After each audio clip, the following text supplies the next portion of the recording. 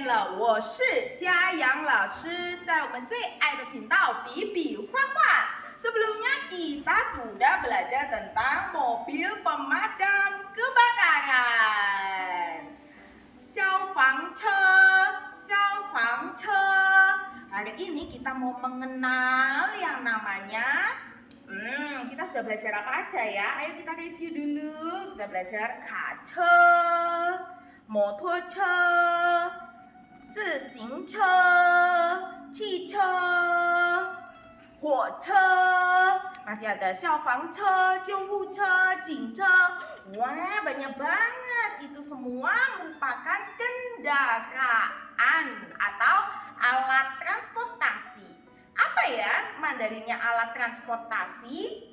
交通工具，交通工具。所以我们已经学过了这些交通工具一个一个的名字，然后我们也知道了它们的作用，然后我们也知道了对它们的一些细节。那今天呢，我们要认识到这些工具呢，我们说交通工具，交通工具。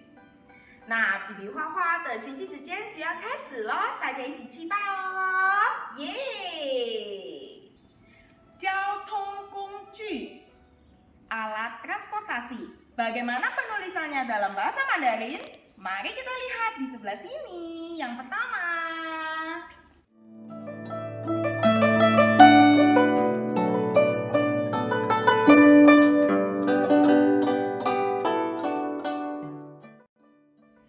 交通 kita menulis 交通 terlebih dahulu. 我们先写交通。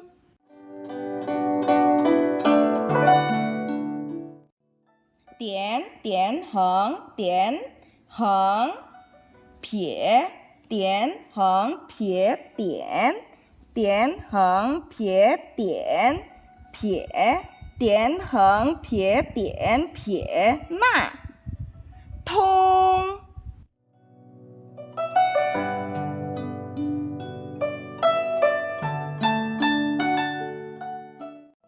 横撇横撇点，横撇点竖，横撇点竖横折钩，横撇点竖横折钩，横撇点竖横折钩，横撇点竖横折钩，竖。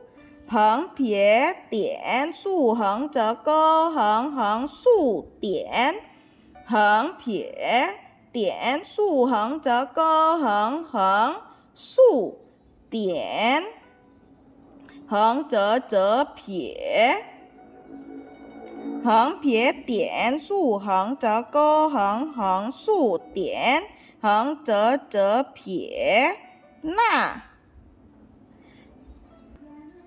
工具，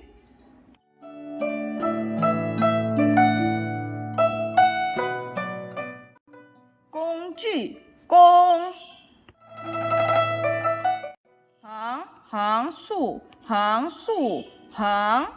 具，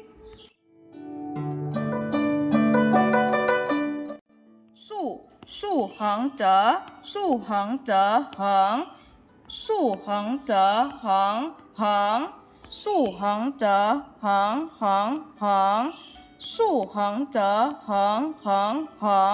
横，竖横折横，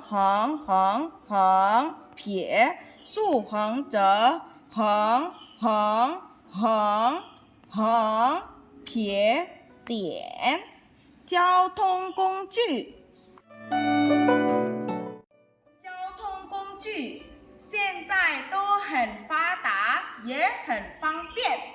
Di zaman modern ini, sekarang alat transportasi sudah semakin lebih baik dan semakin nyaman.